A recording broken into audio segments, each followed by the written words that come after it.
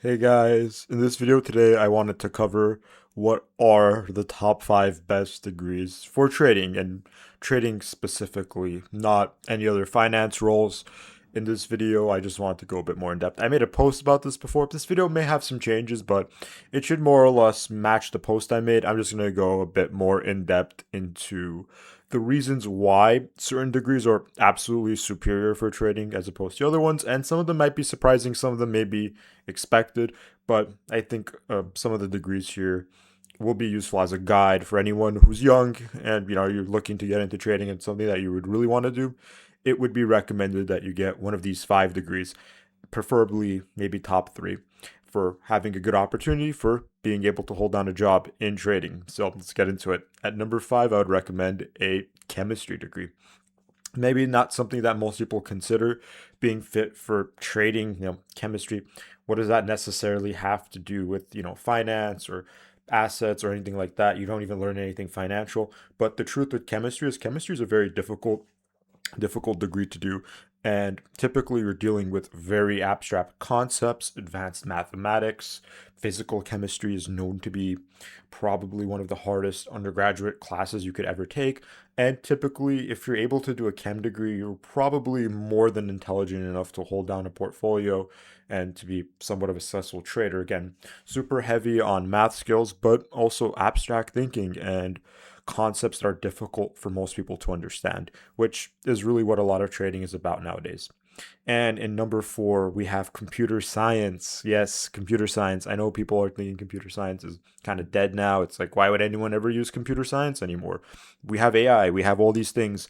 But the truth is, we still need people building the AI and we still need people building out systems. Some of the systems that a lot of traders use, it's simply put too complicated for AI, or you're still going to want someone to check it. Are you going to run, maybe hundreds of millions of dollars worth of trades through something just built by an AI? You're probably going to want someone to sit there and check it.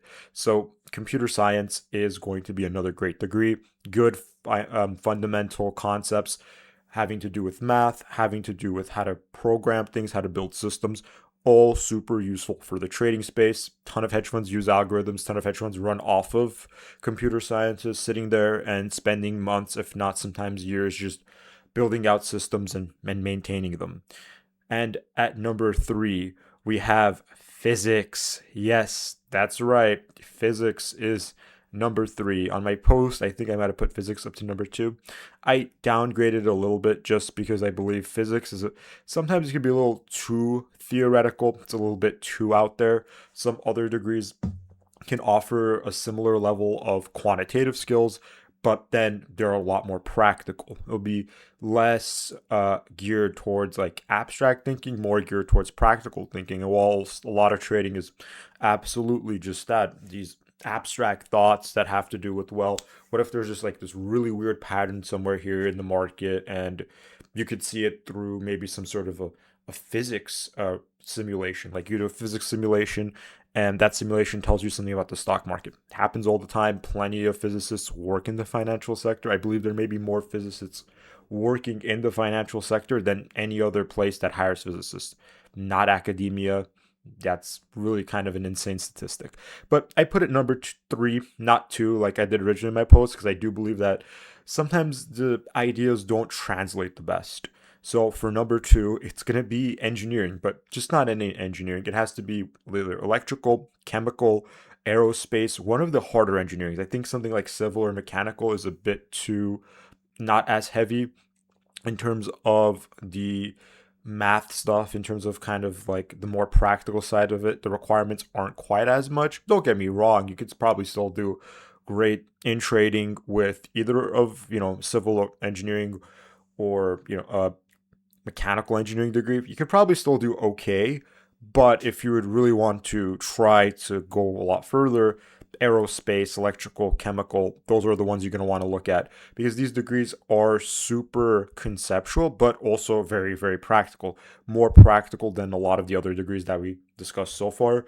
These degrees prepare you to build things that haven't been built yet, to be able to maintain very complicated systems, and to learn the kind of math that hedge funds and top quant firms are typically looking for, which includes, apart from just basic calculus, statistics, all of that stuff, even more abstract concepts as well, which you will learn at any good engineering program.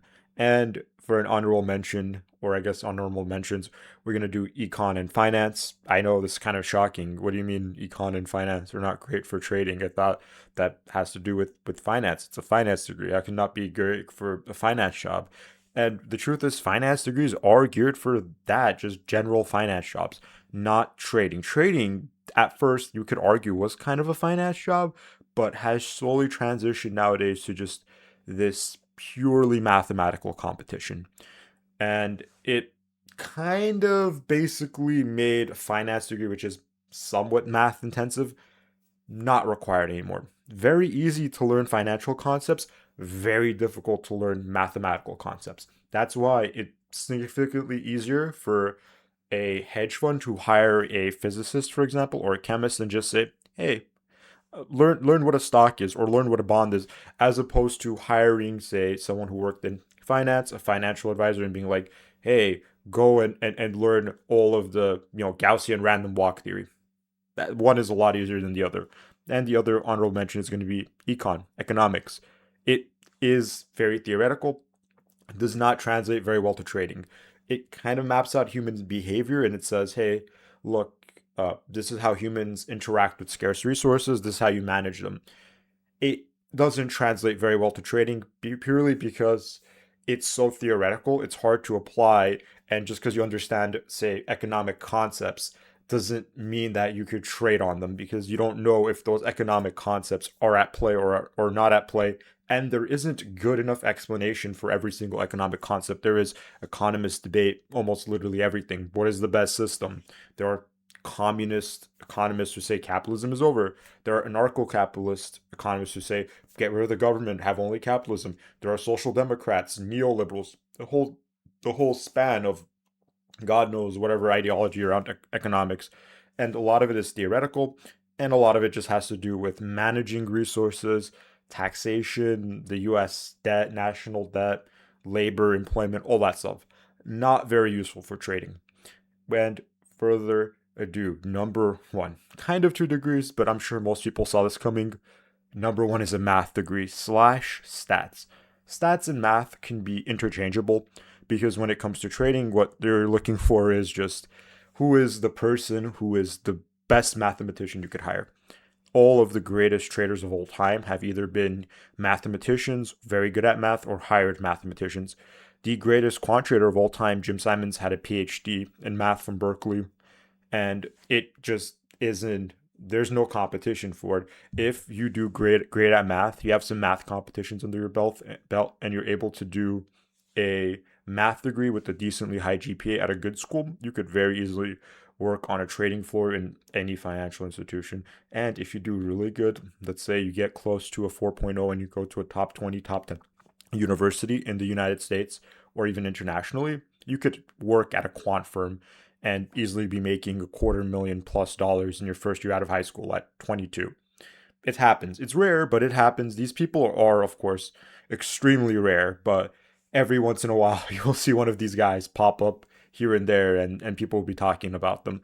And that's going to sum up my video for the top 5 degrees that are the best geared for trading. If you're interested in trading and you're young, please look into these. And the very nice part is with these degrees, let's say even if trading doesn't work out, these degrees are so valuable on their own. Even if trading doesn't work out, there are dozens of fields that you could go into with any one of these degrees and be very successful in, which is always the nice part. If something doesn't work out, you didn't waste your time. You didn't get like, say, a random math degree and be, oh, well, what am I going to do now? You could go be a math teacher. You can go and do something different related to finance, or you could go and work a management job. People hire mathematicians for almost anything nowadays because they realize, wow, these people are really smart. So if you want to do trading, you got to learn the hard stuff. And if trading doesn't work out, the beauty of it is because you learned those skills will take you further than you would have without them. So if you enjoyed this video, please like and subscribe.